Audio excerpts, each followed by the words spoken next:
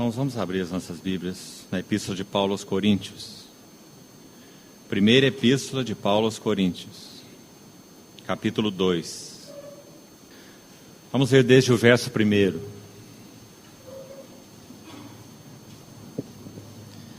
Eu, irmãos, quando fui ter convosco, anunciando-vos o testemunho de Deus, não o fiz com ostentação de linguagem ou de sabedoria, porque decidi nada saber entre vós, senão a Jesus Cristo e este crucificado. E foi em fraqueza, temor e grande tremor que eu estive entre vós. A minha palavra e a minha pregação não consistiram em linguagem persuasiva de sabedoria, mas em demonstração do Espírito e de poder, para que a vossa fé não se apoiasse em sabedoria humana, e sim no poder de Deus. E mais uma vez, o capítulo 3, verso 9. Porque de Deus somos cooperadores, lavoura de Deus, edifício de Deus, sois vós. Vamos orar mais uma vez. Querido Pai Celestial, estamos agradecidos porque mais uma vez nos reunimos, convocados por Ti mesmo, em torno da pessoa bendita, gloriosa de Teu amado Filho. Queremos nos colocar voluntariamente e pela fé debaixo do nome vitorioso do Senhor. Cubra-nos com o Teu precioso nome, guarda esse ambiente no qual estamos e triunfa entre nós através de Tua palavra. Fala aos nossos corações, abre-nos as Escrituras, dependemos de Ti. Em nome de Jesus oramos. Amém. Pela graça do Senhor, vamos dar então o último passo dentro do que temos compartilhado até aqui, com ênfase nesse versículo 9 que nós acabamos de ler, do capítulo 3. De Deus nós somos cooperadores. Dentre o que já temos dito até aqui, irmãos, penso que já tem ficado bastante claro pelas Escrituras que Deus, na sua intenção de realizar seus propósitos eternos, Ele decidiu que Ele chamaria para si cooperadores. É uma decisão soberana de Deus. Ele chamaria para si cooperadores, nos quais Ele realizaria um trabalho para adequá-los àquilo que no seu coração eterno Ele sempre desejou realizar. Há uma necessidade extrema de que a mensagem de Deus produza vasos de Deus.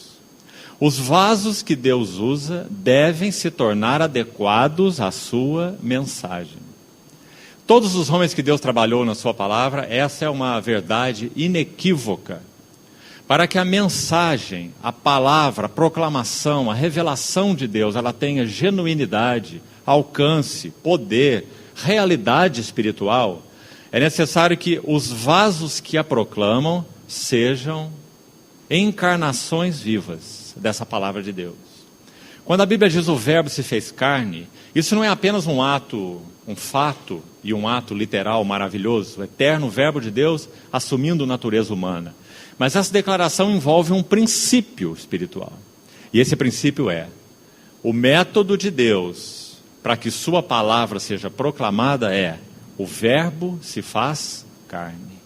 Compreende o que isso significa? A palavra de Deus precisa ser encarnada em nós, entranhada em nós, gerada em nós, trabalhada dentro de nós, meus filhinhos, pelos quais eu sofro de novo dores de parto, até que Cristo seja plenamente formado em vós. Essa é a maneira de Deus proclamar a sua realidade espiritual, não há outra maneira. Então, seja qual for o vaso do Senhor que possamos estudar nas Escrituras, nós vamos ver a mesma coisa. Abraão só pôde representar a Deus de uma forma tão magnífica no capítulo 22 de Gênesis e também no 24, porque ele passou por um processo profundo de transformação de Deus na sua relação com ele. Foram 11 as visitas de Deus a Abraão. Nessas 11 visitas, ele conduziu a Abraão das trevas para a sua maravilhosa luz. Ele conduziu a Abraão de um estágio de um bebê espiritual até a estatura de um homem maduro. Então, em Gênesis 22, ele representa Deus o Pai. Vejam onde Abraão foi levado. Aquele que saiu das trevas de Ur dos Caldeus. No capítulo 11, parte final. No capítulo 22, ele representa Deus o Pai. Quando oferece no Monte Moriá o seu unigênito filho, a quem ele amava. E também no capítulo 24, de novo ele representa Deus o Pai. Agora como aquele que envia o Espírito Santo. Coisa mais interessante e maravilhosa.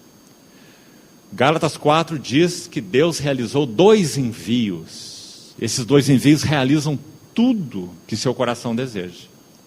O primeiro envio é: Deus enviou o seu Filho, nascido de mulher e nascido sob a lei, para resgatar os que estavam debaixo da lei. O segundo envio: Deus enviou aos nossos corações o Espírito do seu Filho, baseado no qual clamamos: Abba, Pai. E na linguagem da tipologia, em Gênesis 22 nós temos o envio do Filho. E em Gênesis 24 nós temos o envio do Espírito.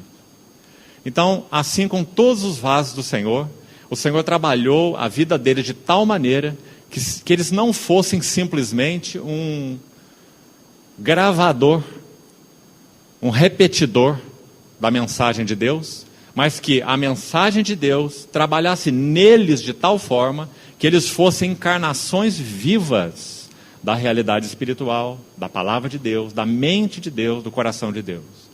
Ontem nós citamos aquele texto de Samuel, 1 Samuel capítulo 2, que talvez, como falamos, seja a melhor expressão do que significa alguém que representa Deus, ou que fala por Deus. E na verdade todos nós temos esse chamado, todos na casa de Deus. Representar Deus e falar por Deus. Lá é dito que o Senhor chamaria, depois de rejeitar e julgar Eli, ele chamaria para ele um sacerdote fiel, que procederia, essa é a palavra, procederia, segundo o que eu tenho na mente e no coração. Expressão mais linda. Todos nós somos chamados para isso, para que o nosso procedimento, sabe o que essa palavra envolve? Tudo o que nós somos. Envolve nossos pensamentos, sentimentos, nossa conversação, nossos relacionamentos, nossas ocupações, tudo em nós deve ser um resultado do trabalhar de Deus em nós e um testemunho para Deus, em tudo que somos e tudo que fazemos. Procederá segundo o que tenho na mente e no coração. Então, nós estamos diante de mais um vaso de Deus. E que vaso mais admirado por todos nós, por causa da profundidade, tanto da graça, quanto do trabalhar de Deus no Saulo de Tarso, fazendo dele o que Deus o fez, por Cristo e pelo Espírito. Então, nós temos destacado desde o início esse verso 9 do capítulo 3, onde Paulo faz uma afirmação bastante clara e muito categórica. De Deus nós somos cooperadores. Deus é quem opera segundo o seu querer, o querer e o realizar. Mas de Deus nós somos cooperadores. Penso que numa outra instância juntos, nós já citamos para os irmãos uma frase muito particular e especial de um homem de Deus, com uma clara visão da graça soberana de Deus e do propósito de Deus. Um dos homens na história da igreja que é chamado de teólogo do Espírito Santo, Jonathan Edwards. Falando sobre a graça eficaz, ele nos diz algo sintético, profundo, precioso, que talvez seja uma das melhores definições do que significa o que é chamado graça eficaz, a graça que nos alcançou em Cristo. Ele diz assim: na graça eficaz, nós não somos meramente passivos, e nem Deus faz uma parte e nós fazemos o restante. Mas Deus faz tudo e nós fazemos tudo. Porque é isso mesmo que Ele produz, as nossas obras. Deus é a única verdadeira fonte e o único verdadeiro autor, mas nós somos verdadeiros agentes. Somos em diferentes aspectos, totalmente passivos e totalmente ativos. Não é uma definição paradoxal? Maravilhosa. Porque esse trabalhar de Deus é um aparente paradoxo. Deus faz tudo, nós fazemos tudo. E veja quem falou isso, foi um pregador da graça soberana de Deus, Jonathan Edwards. Então, que necessidade temos da compreensão, como temos dito desde o primeiro dia, desse equilíbrio, esse fio da meada, o equilíbrio entre a graça soberana de Deus e a nossa responsabilidade humana. Então, nós vamos buscar até onde pudermos hoje, em 3 capítulos, Coríntios 2, 3 e 4, encontrar indícios, mais que indícios, um caminho claro do que significa a nossa cooperação com Deus. É claro que esse versículo 9 do capítulo 3 não está descontextualizado. Paulo não disse ali do nada que de Deus nós somos cooperadores e edifício de Deus, lavoura de Deus sois vós. Esse versículo está aí colocado nesses 3 capítulos em particular, 2, 3 e 4, formando um contexto todo. Então, lendo com cuidado, estudando esses capítulos, nós vamos ter um caminho claro, pontuado em alguns aspectos extremamente importantes do que significa cooperar com Deus. Então, nós teremos apenas esse tempo de hoje para isso. Vamos buscar então a ajuda do Senhor para tocarmos pelo menos em alguns pontos dos 3 capítulos que são de profunda importância. Então vamos retornar ao texto que lemos no início, capítulo 2, verso 1.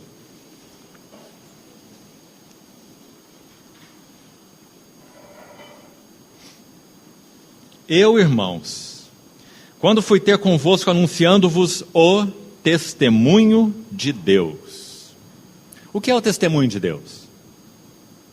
Na linguagem de João, em 1 João capítulo 5, João diz assim: o testemunho de Deus é esse, que Deus nos deu a vida eterna, e essa vida está no seu Filho. Quem tem o Filho tem em si o testemunho. Essa é a linguagem de João. Na linguagem de Paulo, ela está no versículo 2, o que é o testemunho de Deus. Porque ele diz: eu decidi nada saber entre vós, senão a Jesus Cristo e este crucificado. Então, na linguagem de Paulo, o testemunho de Deus é Cristo e a sua cruz. Então aqui, irmãos, está um primeiro elemento muito importante se queremos ser cooperadores de Deus. Nós precisamos ser servos, ministros de Cristo e da sua cruz. Por que a preocupação de Paulo nesse assunto? Para colocar em outras palavras, nós fomos chamados para sermos cooperadores de Deus na palavra da cruz. Cooperadores de Deus na palavra da cruz. Nós não temos uma outra mensagem senão a palavra da cruz. Eu decidi nada saber senão Cristo e este crucificado. Irmãos, as Escrituras foram escritas com essa única finalidade. O servo de Deus no passado já disse assim: Cristo é a chave que abre todas as Escrituras. Você pode ler o Pentateuco e encontrar só lei e história. Você pode ler os livros poéticos e encontrar só poesia, e ler os proféticos e encontrar só profecia. Ou você pode encontrar Cristo. Cristo na tipologia, Cristo na arca, Cristo no cordeiro, Cristo na rocha, Cristo no maná, Cristo na água, Cristo em Moisés, Cristo em Arão, Cristo, Cristo, Cristo. Cristo é a chave que abre todas as Escrituras. Então, Paulo disse: eu decidi nada saber senão esse Cristo e sua cruz. Então aqui está o outro aspecto: pessoa e obra. O Cristo da Bíblia é inseparável da cruz. Há alguns que se dizem pregadores do Evangelho nos nossos dias, que têm uma mensagem diferente. Paulo nos advertiu quanto a eles várias vezes. Uma das vezes em 2 Coríntios, por exemplo, no capítulo 2, ele diz: nós não estamos como muitos, adulterando a palavra de Deus. Misturando, a palavra que você deve ler aí na sua versão, para esse texto, é mercadejando.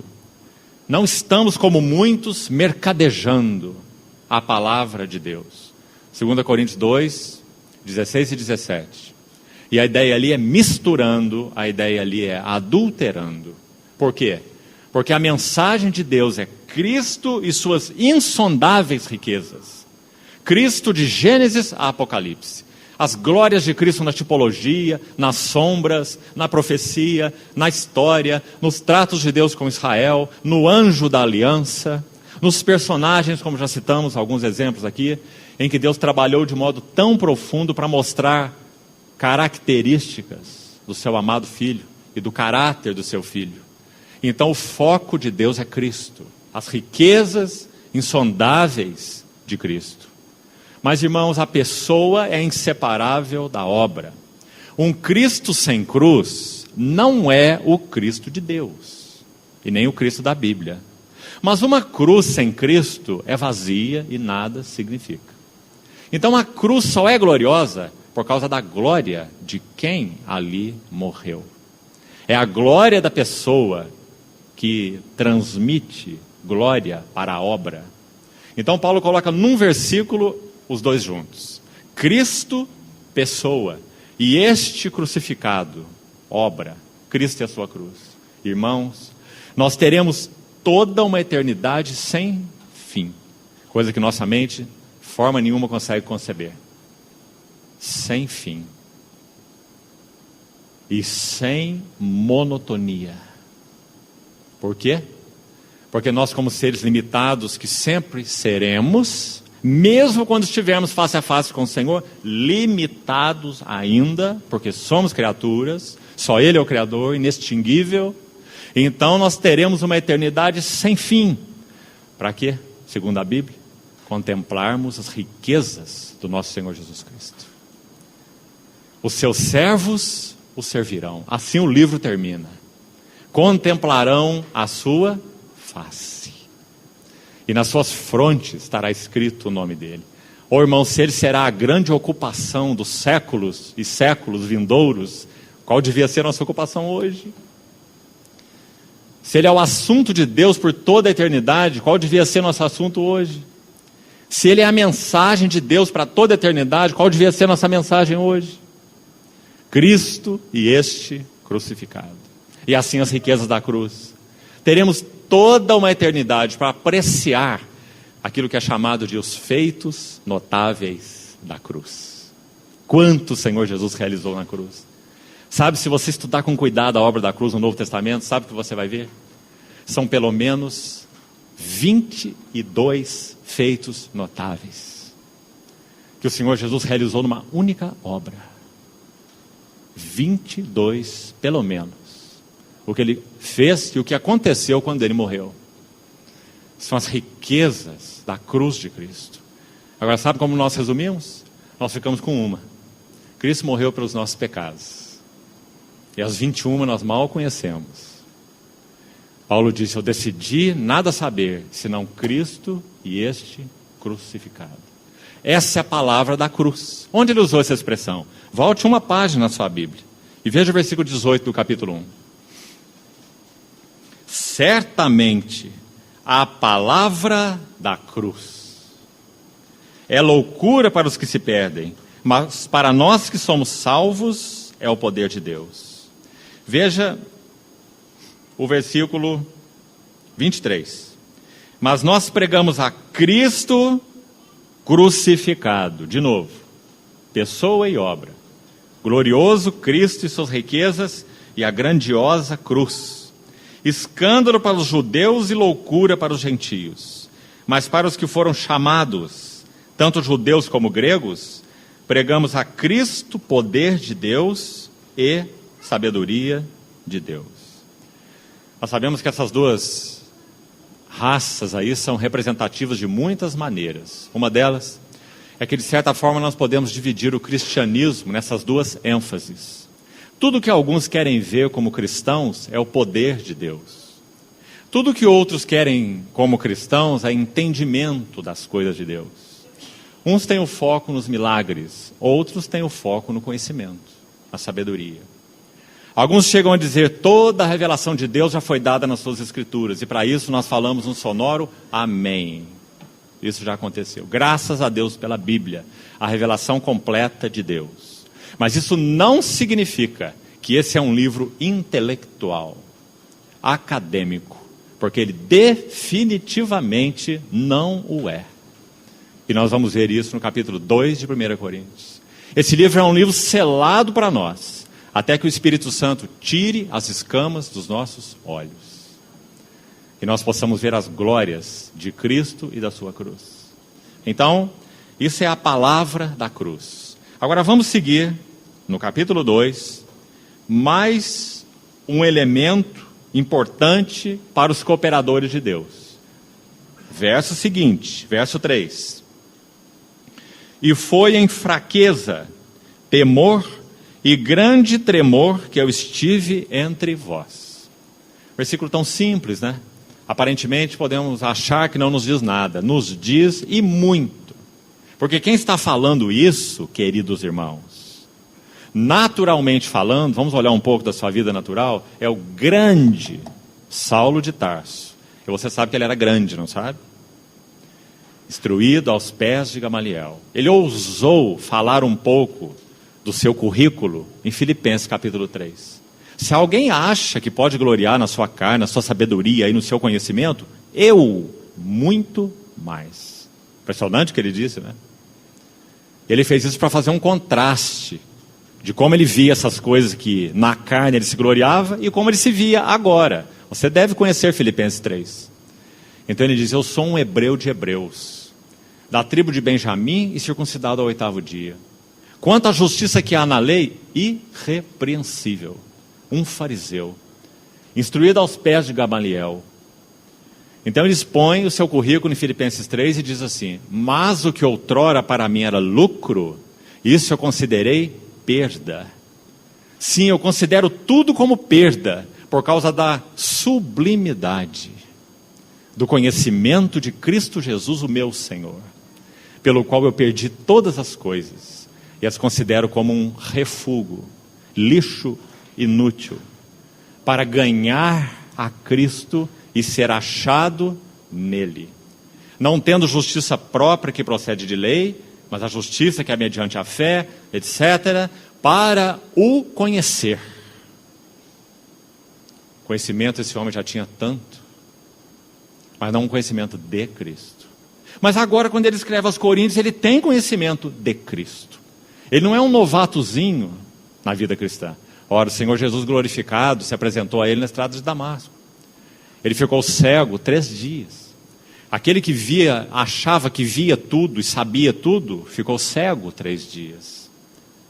Até que um irmãozinho, que só aparece uma vez na Bíblia inteira, chamado Ananias, um anônimo, foi enviado pelo Senhor para encontrar-se com Saulo, para falar com ele, para que as escamas caíssem dos seus olhos. Saulo, irmão, ele me enviou para que recuperes a vista e fiques cheio do Espírito Santo.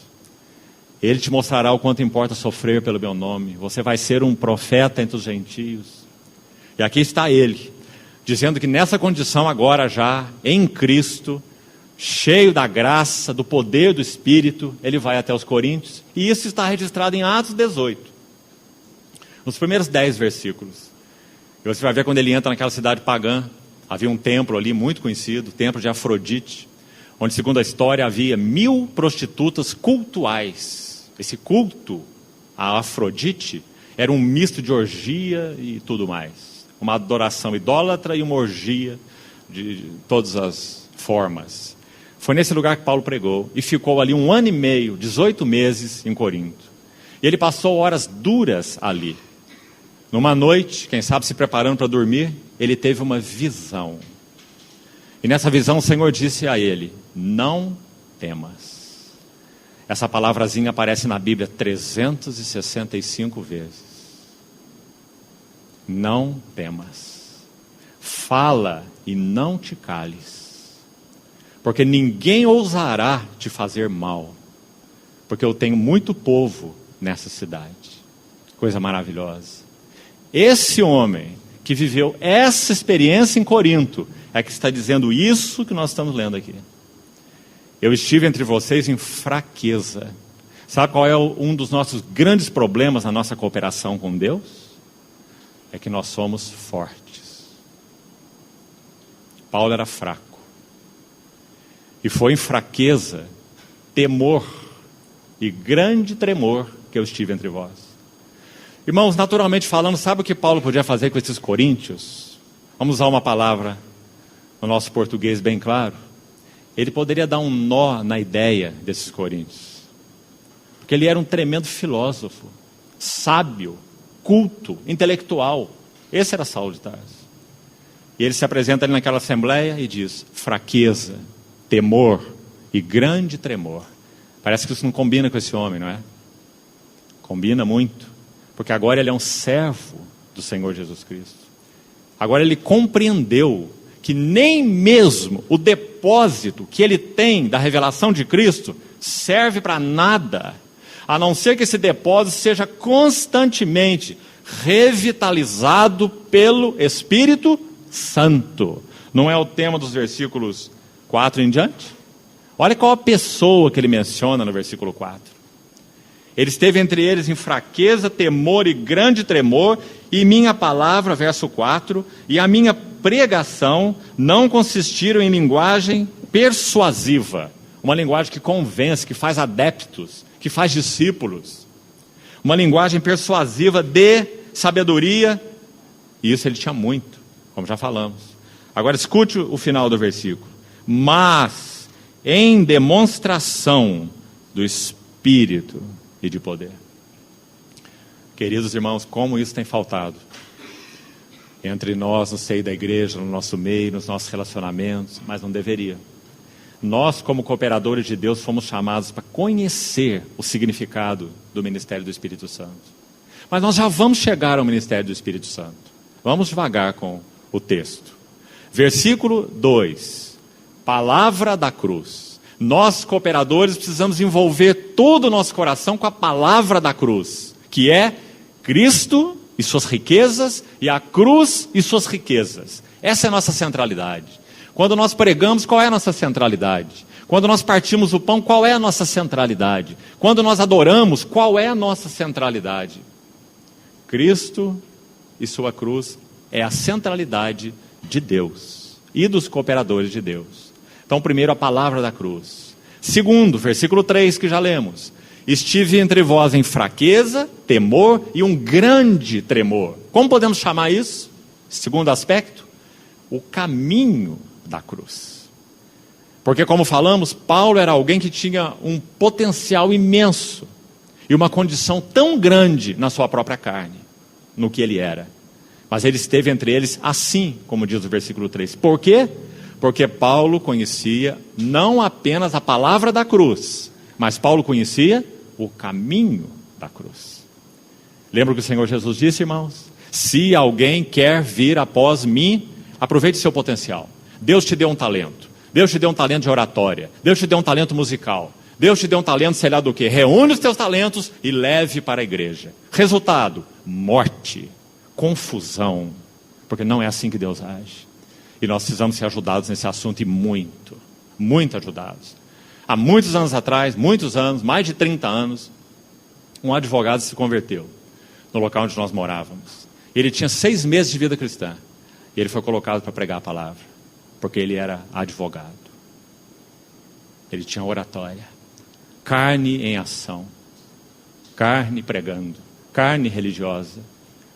Nós não precisamos apenas da palavra da cruz, nós precisamos conhecer o caminho da cruz.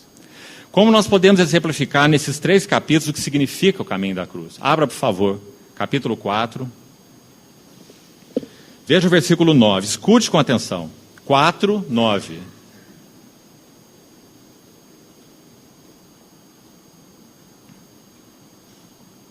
Porque a mim me parece que Deus nos pôs a nós, os apóstolos, em último lugar. Você sabe o que Paulo escreveu em 1 Coríntios 12? A uns Deus estabeleceu na igreja, primeiramente, apóstolos. O que concerne a ordem de Deus, a forma de Deus operar, o que concerne a esses chamados ministérios fundamentais. Mas olha como Paulo via a si mesmo. A mim me parece que Deus nos pôs a nós, os apóstolos, em último lugar.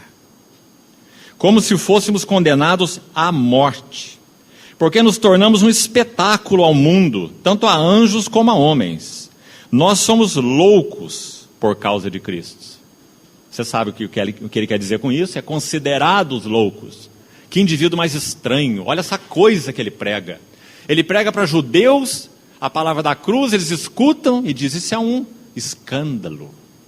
Como uma cruz que anuncia uma morte maldita pode ser de bênção em qualquer sentido.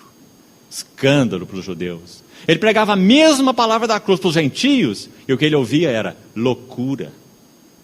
Porque nós precisamos é ser espiritualizados, nada de cruz, sabedoria, conhecimento, é isso que precisamos. Compreende, irmão? Então ele diz: nós somos considerados loucos por causa de Cristo. E vós, sábios em Cristo, nós fracos, olha aí, mesma palavra que ele usou lá no capítulo 2, verso 3, em fraqueza, temor, grande tremor, nós fracos e vós fortes, vós nobres e nós desprezíveis. Até a presente hora sofremos fome e sede e nudez. Irmãos, não precisamos ler mais nada nessa lista. Se qualquer servo do Senhor apresentasse esse currículo no meio cristão hoje, ele seria excluído. Não serve. Imagina um ministro entre nós dessa maneira, né? E somos, verso 11, esbofeteados e não temos morada certa. E nos afadigamos trabalhando com as nossas próprias mãos. Ele está citando algo que aconteceu ali em Corinto, se você ler Atos 18. Você vai ver quando Timóteo desce a Corinto, onde Paulo estava, então ele pode se entregar totalmente à pregação da palavra. Sabe o que ele estava fazendo até eles descerem? Tecendo as suas tendas. Paulo tinha um trabalho duro naquele tempo. Pegar aquelas agulhas grossas para perfurar e costurar o couro, fabricando tendas. Mãos pesadas, calejadas, doídas. Fabricante de tendas, esse era o seu ofício. Para dar suporte à sua pregação do Evangelho. Até quando o Senhor provia de outras maneiras. Assembleias que ofertavam a ele, irmãos que trabalhavam com ele em uma equipe para que providenciassem sustento e de alguma maneira ele se entregasse de todo à pregação da palavra. Você vai ver isso muito claramente na história, na vida de Paulo. Então ele diz no verso 12, nós nos afadigamos trabalhando com as nossas próprias mãos. Quando somos injuriados, bendizemos. Quando perseguidos, suportamos. Quando caluniados, procuramos conciliação. Oh, mas que texto mais maravilhoso, irmãos. Esse é o caminho da cruz.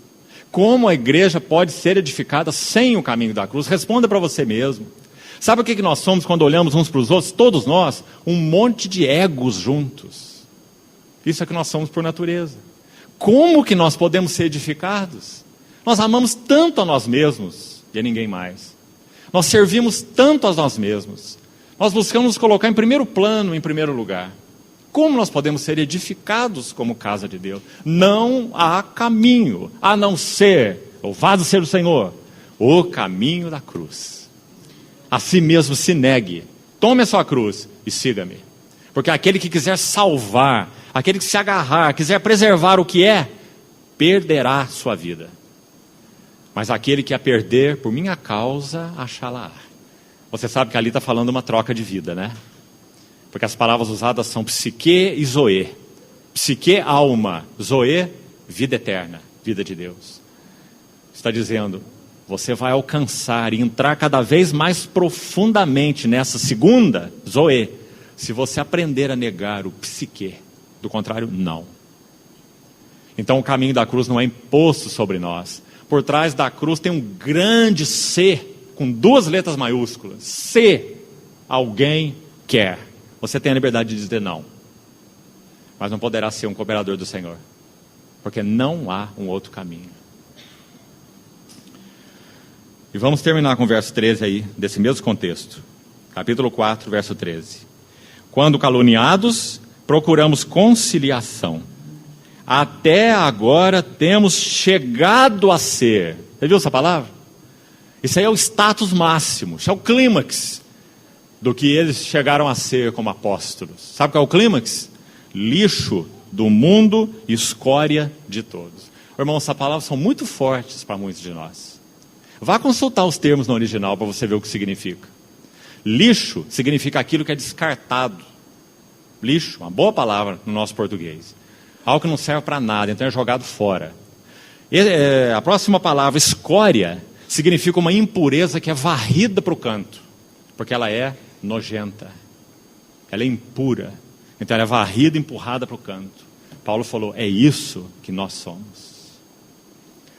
Mas não é isso que a igreja se parece hoje, não é? Porque temos perdido o impacto de testemunho. Por quê? Porque conhecemos pouco do caminho da cruz. Permitimos que o Senhor trabalhe em nós de uma maneira tão renitente. Então, capítulo 2, versículo 3, caminho da cruz. Não só a palavra da cruz, mas caminho da cruz. Aliás, volte por favor, rapidamente, no mesmo capítulo 4 onde estávamos, passe aí mais uma folha, escute isso aqui, verso 17 do capítulo 4. Por esta causa eu vos mandei Timóteo, que é meu filho amado e fiel no Senhor, o qual vos lembrará os meus, qual é a palavra que ele usa aí? Caminhos em Cristo Jesus. Que bonita essa palavra caminhos aparecer aqui. Porque nós não temos só na vida de Paulo a palavra da cruz. Nós temos na vida de Paulo o caminho da cruz, que ele conhecia tão bem. Já lemos aí. Então ele está dizendo, Timóteo, eu mandei até vós para que anuncie e deixe claro para vocês quais são nossos caminhos em Cristo. Como nós andamos por todas as igrejas. Ele vai terminar o versículo assim, como em toda parte ensino em cada igreja. Sabe o que ele ensinava? Não há como ter dúvidas, não é, irmãos? A palavra da cruz, o caminho da cruz. Porque ele sabia que esse é o caminho para a manifestação do Espírito e do poder de Deus. É o que nós vemos lá, voltando, capítulo 2. Vamos para o verso 4 agora. Capítulo 2, verso 4. A minha palavra e a minha pregação não consistiram em linguagem persuasiva de sabedoria, mas em demonstração do Espírito e de poder. Agora estamos chegando ao terceiro indício, claro e importante aqui, para a nossa cooperação na obra de Deus. Primeiro, a palavra da cruz. Segundo, o caminho da cruz. Terceiro, o ministério do Espírito Santo. E o ministério do Espírito Santo é tão relevante na visão de Paulo para comunicar para essa assembleia de Corinto, que sabe quanto tempo ele vai gastar agora falando do ministério do Espírito? Até o capítulo 2, versículo 3. Um longo texto. Então talvez o máximo que consigamos alcançar nessa noite é ir até aqui, porque não podemos passar por alto o que está aqui. O ministério do Espírito Santo. E aqui, irmãos, por um lado, nós de novo nos entristecemos diante do Senhor. Porque a igreja nos nossos dias, e estamos todos nós incluídos, não estamos jogando pedra na vidraça, porque estamos todos no mesmo barco. Somos a casa de Deus. Nós temos perdido o significado do ministério do Espírito Santo. Não sei se já relatei esse fato aos irmãos quando juntos outras vezes. Também há muitos anos atrás, e aí se vão de novo mais de 30 anos. Um querido companheiro foi ao seminário para se preparar para a obra de Deus. Quando ele entrou no seminário, um dos professores de alguma das matérias entrou na sala de aula no primeiro dia, tomou a Bíblia na sua mão, mostrou para os estudantes, abriu a porta da sala e escorou a porta da sala com a Bíblia, para que o vento não abatesse. E disse assim, em minhas aulas, a Bíblia será usada apenas para isto. Nós temos perdido o significado do ministério do Espírito Santo a centralidade da palavra de Deus, o reconhecimento que a Bíblia é a palavra inerrante de Deus nos seus escritos originais, como carecemos de recuperar essa verdade maravilhosa. Temos visto com dor em nossos corações que cristãos que nunca fizeram seminário, nunca entraram por esse caminho, cristãos, irmãos, vão se esfriando com o Senhor, se distanciando de um testemunho vivo do corpo de Cristo, e daí a pouco, sabe as frases que costumamos ouvir? Que já têm sido recorrentes? A Bíblia também tem as suas contradições. Sabe o que já diziam os liberais no século XIX? Neste livro, precisamos separar a casca e o grão. Nem tudo aqui é grão, alguma coisa é casca, e casca precisa ser jogada fora. Então nós vamos ser os juízes dela, para julgarmos o que aqui é grão e o que aqui é casca. Quando nós fazemos isso, nós perdemos tudo, porque nós é que somos juízes da palavra. Então a palavra não tem mais poder para ser nosso juiz. Claro, um ou outro tem que ser excluído. Ou nós vamos julgá-la, ou ela vai nos julgar. Mas sabe o que o salmista disse? Salmo 119, verso 130. A revelação das tuas palavras dá luz e dá entendimento aos simples. Nós precisamos de simplicidade de coração. Irmãos, há testemunho histórico abundante de que a Bíblia é a palavra de Deus. Não há testemunho histórico mais abundante no que concerne a Bíblia e os outros livros quando comparados, do que este, de que a Bíblia é a palavra de Deus. A inerrância das Escrituras. Se nós não crermos nela, nossa vida está perdida. Nós seremos juízes da palavra. Então, quando Paulo vai falar sobre o ministério do Espírito, o que ele está fazendo? Primeiro ele falou sobre a palavra da cruz, e agora ele vai falar sobre o Espírito de Deus. Por quê? Quando a igreja, nos seus primórdios, começou a sofrer dificuldades no que concerne a assistência a tantos convertidos, Atos capítulo 6, enfrentaram problemas de dar assistência, ali em particular para as viúvas helenistas, que estavam sendo esquecidas na distribuição diária. Então eles levaram o assunto para Pedro, que era um dos principais apóstolos. Escute o que ele diz. Escolhei dentre vós 7 homens, de boa reputação, número 1. Segundo, cheios do Espírito Santo. Nos primórdios da igreja precisava ser cheio do Espírito até para servir as mesas. Cheios do Espírito Santo, e os encarregaremos deste serviço. Pois quanto a nós nos consagraremos, disse Pedro, à oração e ao ministério da palavra. Você viu esse equilíbrio aqui? A oração e ao ministério da palavra. Por que a oração? Porque a palavra sem a revelação do Espírito não é nada. A letra mata, mas o Espírito vivifica. As palavras que eu vos tenho dito são Espírito e são vida. Precisamos de doutrina? Desesperadamente. Mas uma doutrina que seja revelada, usada, um instrumento nas mãos do Espírito. Se o Espírito Santo não revitalizar o depósito é nada. E esse é um dos grandes problemas daqueles que proclamam a palavra de Deus. Tendemos a confiar no depósito. Já sei, já li, já ouvi, já preguei esse mesmo assunto 30 vezes. E esse é o perigo. Porque se o Espírito Santo não vitalizar o depósito, é só uma aula. Aliás, esse nome também tem sido muito comum.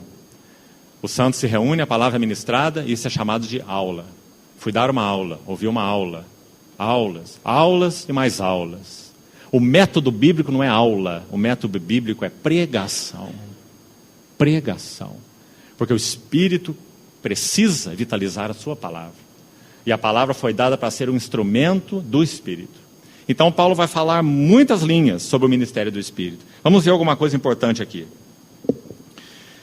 Versículo 6. Não lemos o 5 ainda, né? Então ele diz, demonstração do Espírito e de poder, verso 5 agora. Para que a vossa fé não se apoiasse em sabedoria humana. Esse é o problema, esse é o risco. de nossa pregação, de nossa proclamação, ser uma simples instrução intelectual, ou uma instrução bíblica, ortodoxa, doutrinária, alinhada com os que os santos e os pais da igreja têm dito, mas ainda é letra morta, a não ser que o Espírito Santo a vitalize, a revitalize. Então isso gera em nós uma extrema dependência, irmãos. Homem de Deus do passado, chamado Robert Murray McCain, ele escreveu algo assim: aquilo que um homem é, de joelhos perante Deus, é isso o que ele é, nem mais e nem menos. Que frase maravilhosa. O valor da vida de oração, uma comunhão ininterrupta com o Senhor, para que nós não sejamos tagarelas, proclamadores de doutrinas, para que o coração de outros não se apoie em sabedoria humana, mas sim no poder de Deus. Verso 6: entretanto expomos sabedoria entre os experimentados, não, porém, a sabedoria deste século, nem a dos poderosos dessa época, que se reduzem a nada. Mas falamos a sabedoria de Deus em mistério, outrora oculta, a qual Deus preordenou para a nossa glória. É muito claro nas Escrituras que essa sabedoria tem um S maiúsculo. Lá em Provérbios 8 ela aparece. É a sabedoria que é o Filho, é a sabedoria que pode falar de si mesma como um eu, a sabedoria, habito com a prudência. Cristo Jesus se nos tornou da parte de Deus em sabedoria, e justiça, e santificação e redenção. Sabedoria não é um atributo de Deus, sabedoria é o Filho de Deus. Então ele diz: expomos sabedoria entre os experimentados. A sabedoria de Deus, no verso 7. E Deus a preordenou desde a eternidade para nossa glória. Que linda frase. A ideia aqui é nossa recuperação. Deus preordenou seu Filho, sua sabedoria, desde a eternidade, para a nossa recuperação. Sabe o que significa? A queda do homem estava lá pré-conhecida na mente eterna de Deus. E Ele preordenou sua sabedoria para a nossa recuperação. Que maravilha! E como que essa sabedoria é expressada? Pela palavra da cruz. Ou seja, a palavra da cruz é a única palavra para a nossa recuperação. A palavra da cruz é a única palavra para a nossa glória. Olha que frase importante nesse versículo. Nossa glória. Nossa recuperação. Verso 8. Sabedoria é essa que nenhum dos poderosos deste século conheceu. E nos versos seguintes nós vamos ver por quê. Porque se a tivessem conhecido, jamais teriam crucificado o Senhor da glória. Mas, como está escrito, e aqui está uma citação de Isaías, capítulo 64, versículo 4. Que importante você, ao ler todas as citações que o Novo Testamento faz do Velho Testamento, você vai ao Velho Testamento e compara as duas citações. Porque muitas vezes o que o Espírito Santo faz não é reproduzir a citação literal. É fazer um complemento à primeira citação. Muito interessante. Então Paulo, quando cita aqui o texto de Isaías 64:4, ele diz assim: nem olhos ouviram, nem ouvidos ouviram, nem jamais penetrou em coração humano o que Deus tem preparado para aqueles que o amam. Se você ler Isaías 64:4, está escrito assim: desde a antiguidade se ouviu, não se ouviu. Nunca se viu Deus como tu, que trabalha para aquele que nele espera. Que verso precioso. E aqui podemos dizer que Paulo fez uma interpretação de Isaías 64:4, pelo Espírito, citando dessa maneira. Que esse Deus que trabalha para aquele que nele espera, qual que é o sentido disso? É que esse Deus preparou algo para aqueles que o amam. Que Ele tem pronto, Ele tem preparado. E o que nós carecemos? Revelação. Como sabemos? Olha o verso 10. Se olhos não viram, ouvidos não ouviram e jamais penetrou no coração humano, verso 10, mas, graças a Deus, por essa palavrinha, aparece tantas vezes no Novo Testamento, sempre tão linda.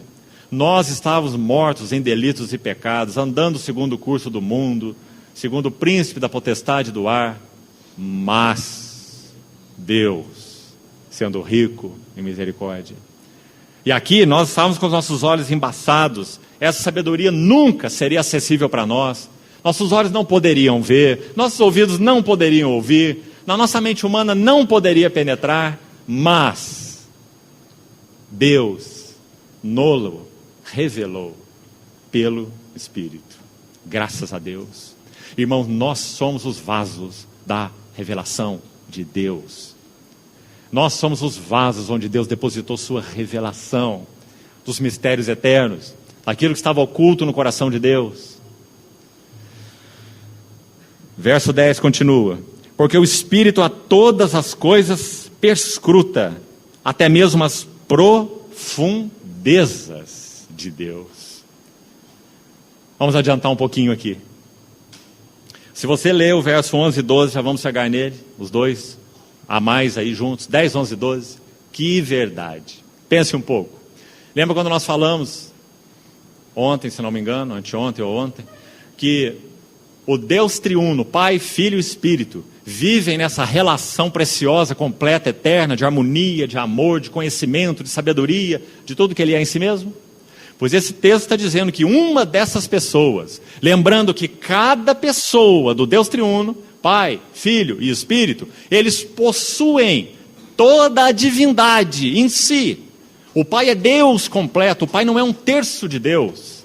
O Pai é Deus com tudo que Deus é. O Filho é Deus com tudo que Deus é. O Espírito é Deus com tudo que Deus é. Então, quando é dito Deus nos revelou pelo Espírito, que tremendo, irmãos.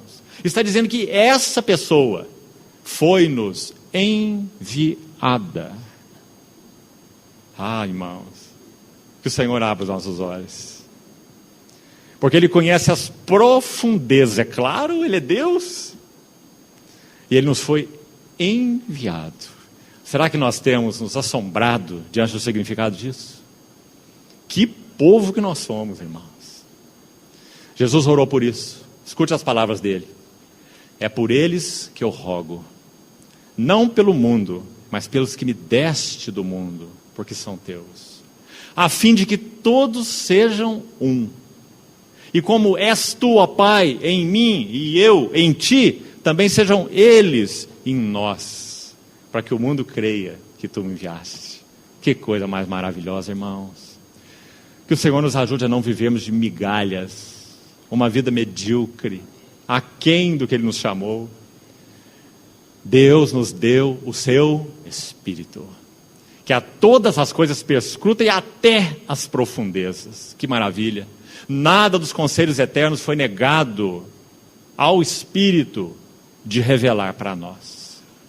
Mas nós precisamos ter respostas nos nossos corações. Não se iluda, achando que a revelação de Deus irá cair no teu colo. O Senhor disse para a igreja de Laodiceia: pague o preço e compre de mim colírio para que vejas. Esse é digno de Deus. Foi Ele que disse que não daria pérolas a porcos e nem o que era santo a cães. Claro que isso se refere por um lado a fariseus religiosos e por outro lado ao mundo, mas há um princípio espiritual aí. Significa que há coisas caras de Deus. Irmão, você não pagou nada pela sua justificação. A justificação é pela graça, por meio da fé. Você não pagou nada, Cristo pagou tudo. Até sua fé é um dom de Deus, como diz o livro de Efésios. Mas, para que nós avancemos e cresçamos na graça, precisamos responder ao trabalhar de Deus em nós. Operai a vossa salvação com temor e tremor, porque Deus opera em vós, tanto o querer como o realizar. Nunca poderemos diante do Senhor naquele dia dizer: Senhor, eu não avancei porque o Senhor falou pouco comigo. Eu não avancei porque teu Espírito não trabalhou como devia em mim. Nós não teremos uma só palavra diante dele, senão: Senhor, eu me envergonho. 1 João 1:2, João diz para nós permanecermos nele, para que quando ele se manifestar, dele nós não nos afastemos envergonhados na sua vinda. Irmãos, parece que existem versículos na Bíblia que têm que ser recuperados. O que significa ser envergonhados na sua vinda? Parece que a igreja só vê um lado.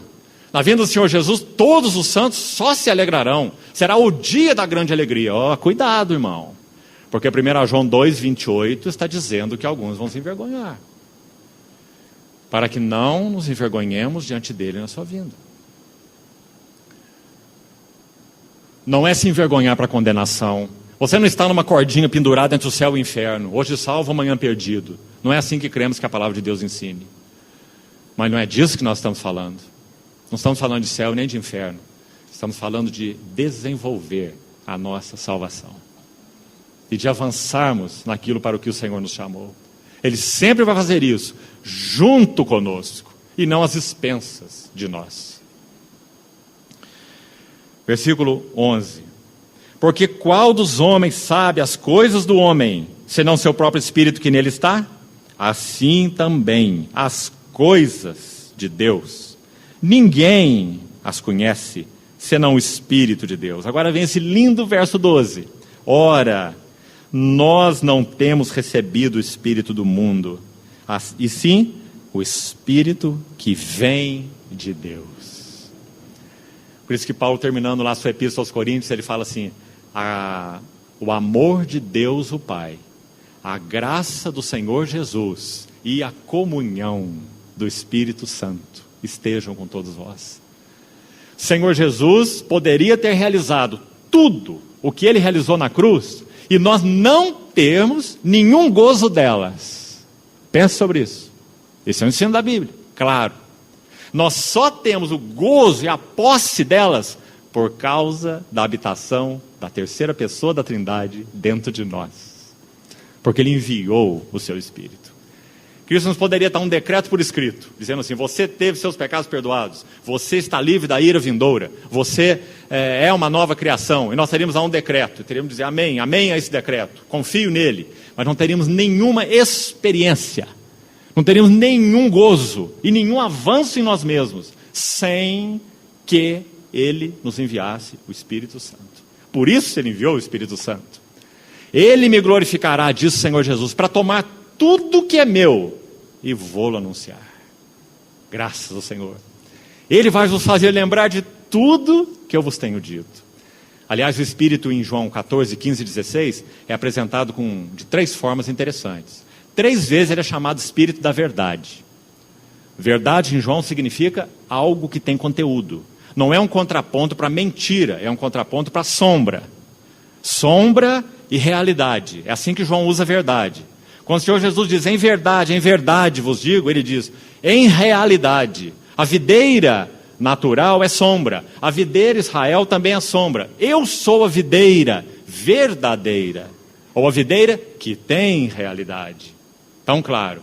Então, no capítulo 14, Espírito da verdade, o Espírito Santo, Espírito da realidade. No capítulo 14 ele é apresentado como o Espírito que habita. Ele está convosco e habita em vós. Habitará em vós. Virá para habitar em vós. Espírito da realidade que habita. No capítulo 15, os últimos versos do capítulo 15. O Espírito da verdade dá testemunho. E no capítulo 16, verso 13, de novo a mesma expressão. Espírito da verdade. Ali, ele é o Espírito que lidera, que conduz. Ele vos guiará a toda a verdade. Você viu essa tripla bênção maravilhosa do mesmo Espírito? O Espírito da realidade habita, mora na casa de Deus que é a igreja. O Espírito da realidade dá testemunho. E o Espírito da realidade guia a toda a verdade. Temos tudo, irmãos. Habitação, testemunho, liderança do Espírito. Porque ele veio morar em nós. Sabe o que o Senhor falou para os seus discípulos em Lucas 12? Quando eles vos levarem às sinagogas, às autoridades, e pedirem testemunho da vossa fé, não vos preocupeis. Porque o Espírito Santo vos dirá, naquela mesma hora, o que haveis de responder.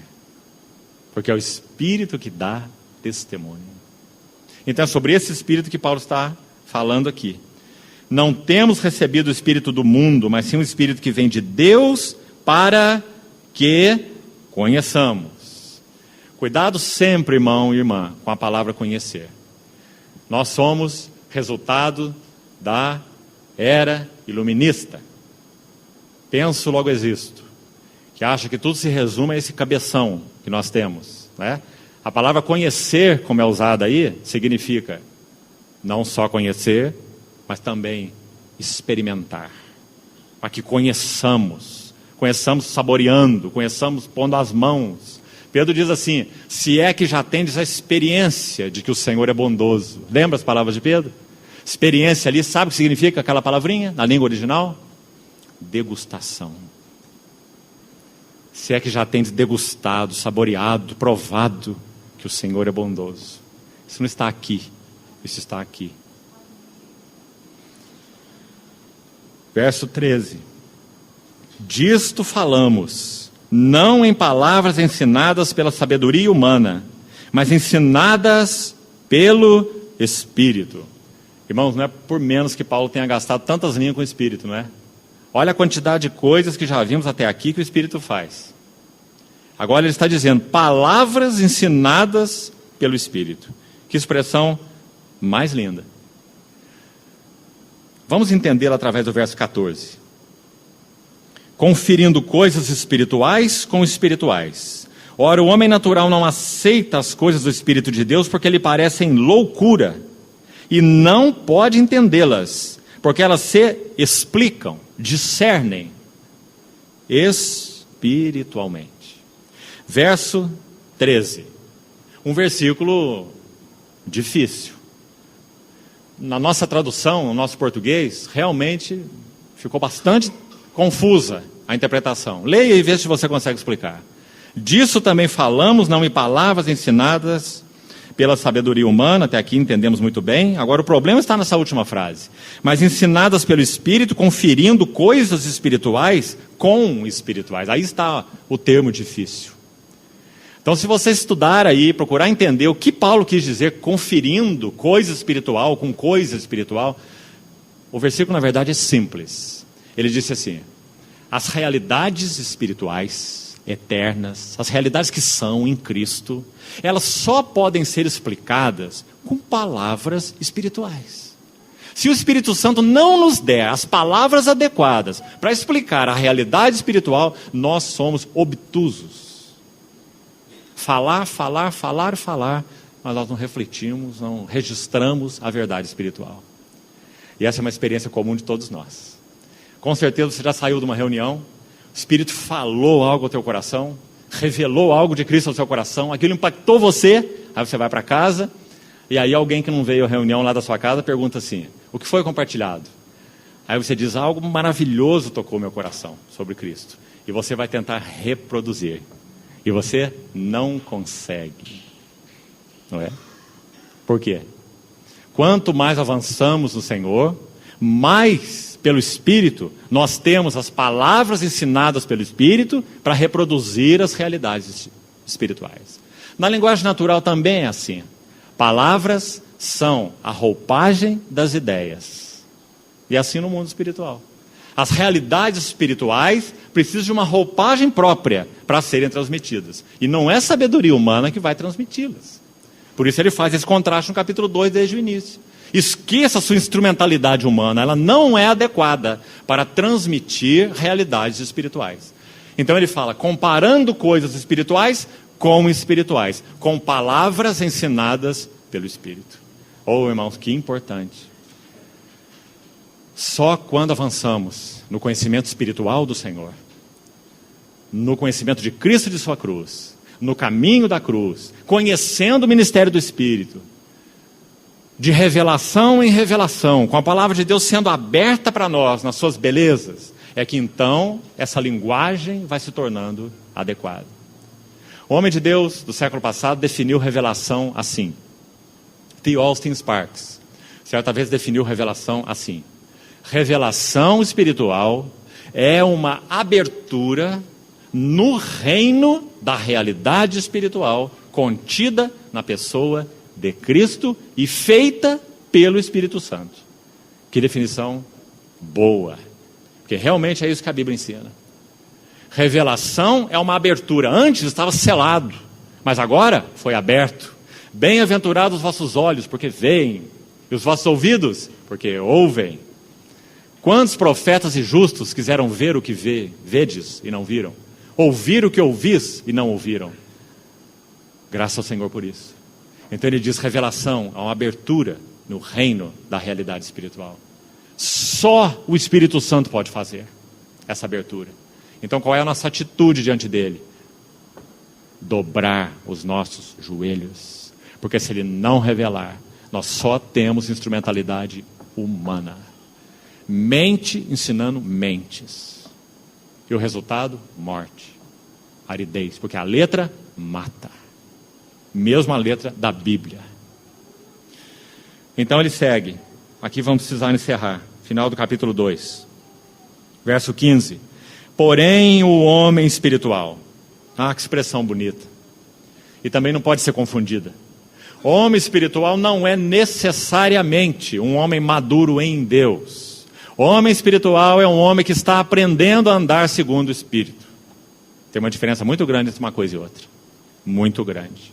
Precisamos ser espirituais desde o nosso novo nascimento. Em que sentido? Aprendendo agora a viver no novo reino que nós fomos introduzidos. Respirar a atmosfera do novo reino. Nos colocar debaixo do senhorio do novo Senhor. Antes nosso Senhor se chamava pecado, como ensina Romanos 6. Agora, libertados do pecado. Feitos servos da justiça. Graças ao Senhor. Então, na medida que vamos fazendo isso, nós vamos aprendendo a andar no Espírito. E então nós vamos amadurecendo. Então ele diz que esse homem espiritual, que está aprendendo a andar segundo o Espírito, ele discerne, ele julga todas as coisas. Graças a Deus. Ele não é mais enganado, iludido, conduzido, meninos agitados de um lado para outro, levados ao redor, não. Mas ele mesmo não é julgado por ninguém, não é discernido por ninguém. Sim, de muitas maneiras, quando nós estamos seguindo a orientação do Senhor, as convicções do Espírito, sim, de muitas maneiras, muitas vezes, nossa vida pode se parecer louca para outros. Ah, mas você não busca isso que todo mundo busca, você não quer isso que todo mundo quer, você não vive igual todo mundo vive, você não cria os filhos igual todo mundo cria. Quanta dificuldade enfrentamos nesse assunto tantas vezes, não é? Algumas vezes chamados de legalistas. O homem espiritual julga todas as coisas, mas ele mesmo não é julgado por ninguém. Pois quem conheceu a mente do Senhor que o possa instruir? Nós, porém, temos a mente de Cristo. E aí ele vai até o verso 3 do capítulo 3, fazendo um contraste aí que é também, sem dúvida, uma dificuldade para muitos. Quando Paulo chama os coríntios de carnais. Alguns querem forçar a Bíblia de todas as maneiras, para nos tentar convencer que esses carnais são não convertidos. Mas podem continuar tentando eternamente, porque não é isso que o texto bíblico diz, não. Paulo se referindo à igreja, e dizendo que aqueles que na igreja estavam se portando com ciúmes, contendas, preferências, andando segundo homens, manifestavam uma vida na carne. Paulo não está os chamando de sem Cristo, não está os chamando de ímpios e nem de incrédulos, muito pelo contrário. Ele começa a sua carta dizendo que aquela é a igreja de Deus, que aqueles são os chamados em Cristo Jesus e que eles receberam toda a palavra, todo o conhecimento e não faltava nenhum dom para eles. Uma igreja rica neste aspecto. Corinto tem duas riquezas: riqueza de palavra, riqueza de conhecimento, riqueza de dons e riqueza de carne. Sois carnais e andais segundo o homem. Há entre vós ciúmes, contendas, preferências. Eu quero Paulo, eu quero Apolo, eu quero Cefas. E há divisões entre vós. A palavra que Paulo usa para divisão, importante para nós que somos cooperadores do Senhor. A palavra que ele usa para divisão, no capítulo 1 e 12 de Coríntios, é forte. Fala de osso se desconjuntar. Você já teve osso desconjuntado, irmão? É uma dor horrorosa. Desconjuntura de ossos. Paulo usa essa palavra, médica, quando ele falou, eu fui informado que há divisões entre vós. Ele está falando de deslocamento de osso, que promove uma dor horrível, ofende o Senhor Jesus, entristece o Espírito Santo. Esse era os coríntios. E por que eles eram assim? Porque conheciam muito pouco do ministério do Espírito Santo. Então a sua carne estava em ação. Eu falo línguas, Eu, quem sabe, profetizo mais do que você. Eu tenho isso, eu estou aqui, eu tenho aquilo. Eu curo, eu exerço milagres. Paulo vai mostrar que tudo isso tem seu lugar no corpo de Cristo. Sim, há genuinidade nessas coisas. Mas ele vai dizer, eu vos mostro, passarei a mostrar um caminho sobremodo excelente. Então ele vai mostrar o que significa o trabalho da cruz entre os irmãos. Resulta em amor, dando suporte, cuidando, cooperadores de Deus. Sabe o que mais ele vai fazer no capítulo 3? Ele vai ensinar os cooperadores como eles edificam. Não vamos ter tempo para falar nisso aqui. O que é edificar com ouro, com prata e com pedras preciosas? O que é edificar com madeira, feno e palha? Sabe o que ele vai fazer mais no capítulo 4? Ele vai dizer que os cooperadores têm que viver à luz do tribunal de Cristo. Cada dispenseiro precisa ser encontrado fiel. Capítulo 4, versículo 2. Quantas lições lindas. Leia por você mesmo, irmão. Medite nelas. São capítulos sobre a nossa cooperação com o Senhor Jesus. Nisso que Ele quer realizar. E concluindo aqui então, o que Ele quer realizar? Estamos vendo desde o primeiro dia. Onde está seu coração? Onde está o seu propósito centrado? Na sua casa. Deus deseja uma casa edificada. E Ele nos chamou para sermos cooperadores. Que Ele encontre em nós esse coração. Vamos orar. Senhor, confiamos uma vez mais a Ti, a Tua palavra compartilhada nessa noite. Só o Senhor é capaz de traduzi-la em vida e realidade espiritual para os nossos corações. Ajuda-nos a apresentar tudo que somos e tudo que temos a Ti, para que o Senhor venha julgar, passar pelo fogo, o que é Teu e o que não é Teu. Te pedimos, Senhor, que como Tua casa, possamos realmente ser lugar de Tua satisfação, lugar de Teu testemunho e lugar de Tua realização. Ajuda-nos nisso, para o louvor da glória da Tua graça. Em nome do Senhor Jesus. Amém.